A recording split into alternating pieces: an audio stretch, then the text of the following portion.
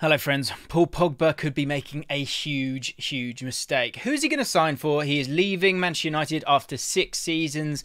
At the end of it all, it seems like a really disappointing period in his career. But will he make the same mistakes again now moving on to his next club? We'll dive into that. Now, with some of the other scout reports and the ones that we'll do in the future, make sure you go check out all of them. We've been talking about what this player offers and where he would fit. And we will dive into the clubs that he could go to. It seems like it's a 3-horse race at the moment at the time of recording. But I also want to just focus on what went wrong, because that's kind of a starting place, I think, for Paul Pogba to think, okay, that went wrong at Manchester United, so how do I avoid that moving forward?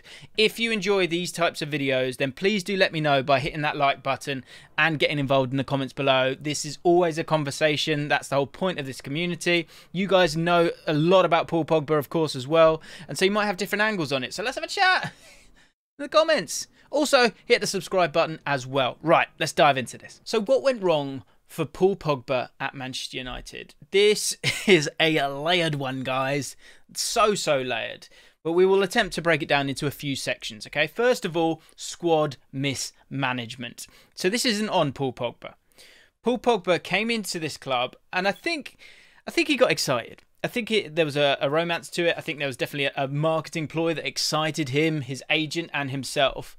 And I thought he thought that after a few fantastic seasons at Juventus, his trajectory was only going one way. So stepping into a huge club like Manchester United, where you've got unfinished business, was the right way to go. We're now starting to see a bit of a pattern with this. If you have a look at Romelu Lukaku, him stepping back and it not working again as well. It seems like it's a dangerous ploy to go back, especially once you've kind of repaired your reputation. When Paul Pogba arrived at Manchester United, the squad had been assembled by so many different people. Sir Alex Ferguson, David Moyes, Louis van Gaal and Jose Mourinho when Paul Pogba walks through the door. At the time, I think we were all kind of lost in the fog of Manchester United. And if you step away from it, Man United fans won't like this, but broadly speaking, what is nice is the fact that if you don't get your squad selection right, if you don't think about it in a strategic manner, if you don't take your time and have a vision, then it doesn't matter how much money you've got and how much you spend, it won't work, especially at the top level. And I think that gives everyone a bit of a chance where if you can find those diamonds, you can do the opposite. But for Manchester United, when Paul Pogba comes through the door with that fanfare, I think there's a lot of pressure on him in terms of how he wants to play and how much he should do for the team. But from start to finish, in his 6 years, at no point has he had the right tools around him. If you think of him playing as a 6, he's played as an 8, he's played as a 10. They've tried to fit Paul Pogba into this Man United team in so many different ways. And there's so much discussion about what's the best position for him. I mean, a regular one is a good one, but the players and the bodies around him were never of the level. He came into the team and it was when he was forming a double pivot with Marouane Fellaini. I mean, that in itself is, there's the problem there in front of your eyes. You've got a double pivot with 2 players that don't really want to play in that situation. Then he got paired up with someone like Ander Herrera. Again, a guy who isn't a true number 6. He's sort of a man marker, or he's a guy who's a bit of a destroyer, right? A ball-winning midfielder who gets the ball and gives it to other players. That's fine if it's Paul Pogba. But also you've got to remember that you have to have the ability to pick up the ball from the defenders initially, to control a football match when you're Man United and you want to win trophies. The bottom line is many of us still don't know what Paul Pogba's best position is. We can have a debate about it. Let me know in the comments down below. But overall, I think we're all a little bit lost. I think at Juventus, you had that regista. You had Pirlo to sit there, control the game for a top team. At Manchester United, the fact is that Man United still, from day 1 to year 6, they still don't have a high-quality defensive midfielder who's capable of putting out fires, doing that defensive work off the ball, but also retaining possession and picking it up off the back four. So that mismanagement, and even the bottom line that Paul Pogba came through the door in the first place, he has had to deal with the consequences of that. That is partly why it went wrong. So this is why we need to think about this moving forward for Paul Pogba, although he's not going to listen to us, obviously. I mean, if you are Paul, or DM's probably easier. I'd rather not give my number on here. Won't put it in the description actually as well. So yeah, mate, I've got a Discord server. I'll tell you what, link to the Discord server is in the description, Paul. So just DM me on there. The second one is the poor injury record. Now check this out. This is on Paul Pogba, but again, it's one of those things where no one really wants to be injured, although there's been moments where you've been wondering, is he actually injured? If you have a look at this, this is his time on the sidelines, basically, his injury history on the transfer market. So when we researched this video, we noticed that something really, really surprising. Paul Pogba, in 6 seasons, has only ever started more than 30 league games for Manchester United once. So in those 6 years, he only got past 30 games in the league once. For someone who's costing as much as he cost, 89 million, I think it was. I mean, that's really bad, you know. So that is a contributing factor when you're trying to kind of have a legacy, make an impact. You've got to stay fit and you've got to stay in the team. That's something that he has struggled with. I mean, to be honest, he struggled to get in the first 11 at times over the last few years. But if you have a look at those total days injured, 565 days injured, average days out per injury, 43. It's difficult to get consistency when you're having those problems. Total games missed over the 6 years, 89 matches missed. So again, when you're trying to kind of be a hero, which I know Paul Pogba wanted to be for Man United, that's why he went back. You know, he has the personality to do that. 89 games missed. You know, every time you're getting injured, it's 43 days on the sidelines. You're going to struggle to get a rhythm. So we've been quite kind to Paul Pogba here when we've looked at these first 2 elements that have made his time at Man United ultimately a failure, in my opinion. The squad mismanagement and then the injury record. Both, you would say, if you're being fair, I've got nothing to do with him, really. You can't help if you get injured. I mean, maybe you can add a little bit of a critique there on that one, but it's not worth going into. No one wants to be injured. And then, of course, squad mismanagement. But what is very, very pertinent, I think, when we talk about Paul Pogba, and partly why we talk about him so much, is that he's sort of tactically unambiguous. So on the tactical forefront, and I think this is where Paul Pogba has to take the responsibility, and it might be one where I think in previous generations we might have gone, this is a player that didn't suit this time, or he was ahead of his time, but I'm not even sure he is ahead of his time. The bottom line for me, I don't think he works hard enough. I love watching him play. When he's at his best, he's purring. And I think about the Euros and how good he was in that group stage. He was just phenomenal when he had someone like Kante next to him. But he's never fitted well into any of these Manchester United teams. And there has been a lot of different changes. Yes, there is that problem with that 6. And that was never there for him. The fact that he is fantastic technically, yes. But is he fantastic tactically? No. You know, think of the great players. They play in several different positions and they're fantastic in several different positions. Look at someone like Bernardo Silva, for example. Bernardo Silva works so hard for the team. He can play wide right. He can play on the left. He can play as an attacking midfielder. He can play in a double pivot. He makes it work. I don't think Paul Pogba has always made it work. And I think that is highlighted by the stats. When we look at it being, technically, is he quality? Yes. Technically, does he shine? Yes. Tactically, does he shine? He doesn't. And so, again, looking at it here, it all looks pretty rosy. It all looks lovely and green when you look at his FBref scouting report. Really, really strong. You know, dribbles completed. And look, players have strengths and players have weaknesses. But the modern midfielder, I think, has to offer up a lot of work rate. And I'm not sure that's always there when we're looking at tackling, interceptions, blocks. You know, I don't think he could be forgiven for not doing those things. Even someone like Bruno Fernandes, who I know struggled for Man United this season, offers up that work rate. And Paul Pogba just doesn't.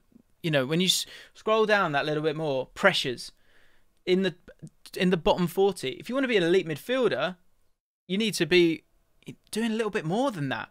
Because that's the thing now. The best midfielders, the all-action midfielders, they do both.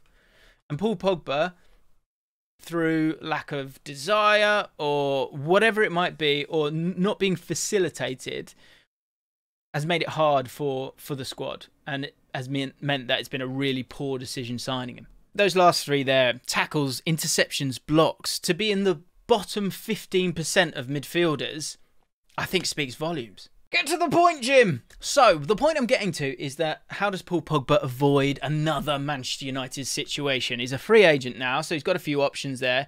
And I guess the big question for him is what does he want? What do you want? As they said in a notebook. I think needs to really slow down here, take his time, and think about the sort of tactical setup of the next team that he goes into. Because if he has a high belief in himself, which I think he does, and I think that's merited due to the quality that he can offer, he needs to be in a team that completely sets up to safeguard him from the lack of defensive output that he wants to put, and also lets him thrive when it comes to getting on the ball, dictating a game, and showcasing that fabulous vision that he has. Does he want to go to a big club, or does he want to go to a club that's going to work for him? And does that big club want him? Let's talk about some of the options that are available to him. So one of the front runners at the moment are Juventus. He would be going back, and I don't say this lightly. This doesn't make any sense apart from the fact that he played for them previously, which actually, when you talk about the whole video as a whole and what he has gone through in his career, you'd think by now he'd learn, don't go back. Yes, it worked the first time round, but there were certain players in place. And maybe there are certain players in place, but there's too many of them. Let's break this down a little bit. I'm not saying this lightly. This could be one of the worst transfers in recent memory if Paul Pogba goes to Juventus, because it would highlight that no one in the situation has learned anything from the last few years. Now, him going back and it being on a free, okay, that's great, and that's a strategy that Juventus have used for quite some time. But he'd be going for the money. He really, really would. I don't think Juventus are where they want to be right now. You've got other teams in that league battling it out. There's no Champions League final on its way. If you go to Juventus, they're just not there at this moment in time. As I said, you never should go back. And this is one of those, like, even those players when they go to China, at least they get that outrageous money and they're loaded. I think if he goes here, it's a club that has struggled financially because of COVID. You've seen that from the Super League. In terms of giving out big contracts, that hasn't worked for Juventus in the last few years. Think of the likes of Ramsey, Ronaldo, Higuain, all have crippled them long term and subsequently allowed clubs like Inter and AC Milan to catch up when it comes to the Serie A title and that dominance. Juventus didn't need to lose their dominance. You know, if they look at what Bayern Munich have done, Bayern Munich have been much more smart with their strategy, where they've gone, we are this big, shining football club, if that's a thing. Let's go get the best youngsters out there. And then they can grow with us, and we can not absolutely hamstring ourselves by spending too much money on players that might just be on the edge of the hill and about to go over it. I don't think Paul Pogba's in that place yet, but I mean, he might be. Who knows what level of hunger he has? You then add the fact that they have so many midfielders. So many midfielders. They've already got McKinney, Rabiot, Locatelli, Artur, Ramsey's got a return from a loan, Zakaria. And Zakaria only came this year, right? You've also got youth prospects in terms of Nicolo Fagioli as well, who looks like a bright spark if he's going to be given a chance, but he won't be given the chance, so you'd be stunting your growth. So from Juventus' point of view, it's an odd one. And from Paul Pogba's point of view, it's not very inspiring. It's vain. It's a little bit vain, because you're just going, oh, I was loved over there. It's sort of heart. It's not even heart, it's ego if you go back to Juventus. So for me, it would be an absolute disaster if Paul Pogba went back to Juventus. There are other options, and those other options for me, I think, would be much better for someone like Paul Pogba. The Real Madrid one, I really like it. I actually really like it because I think the future is Camavinga. And if Camavinga's coming into that side, what's going to be interesting is what are you doing with Casemiro? What are you doing with Modric? How are you evolving and bringing these players, you know, out of the door? You would hope that with what Modric and Casemiro have done in the last few weeks, winning the Champions League, they will be given that next year. But will they start to kind of move it around a little bit? Think about someone like Toni Kroos. I feel like now would be the time for Toni Kroos to move out. The problem you've got is in terms of a starting 11 and having 3 in midfield, could you put Pogba on that left-hand side? Yes, but are you trying to get Camavinga in as well? Is Casemiro going to be annoyed? Does Camavinga play in this box-to-box midfield role? But I think that's about options, and I think that would be quite a nice move for him if he could get that done. Real Madrid, from the last thing that I read, was saying that they flatly denied that they'd offered him a deal, but I would reconsider. I think, look, he does have that marketability, which they like. But also, in terms of a player that could really work well, Modric and the buzz that he offers on that right-hand side, Pogba being allowed that left-hand side, and Camavinga maybe being at times a 6, but also someone who can kind of be box-to-box and then let Pogba drop in and pick up the ball. I think that could be a good option tactically. The other option, PSG. That's the only other realistic one. This one might be a mix of the two, right? Now, I think he was excited about Real Madrid. He was excited about Zidane.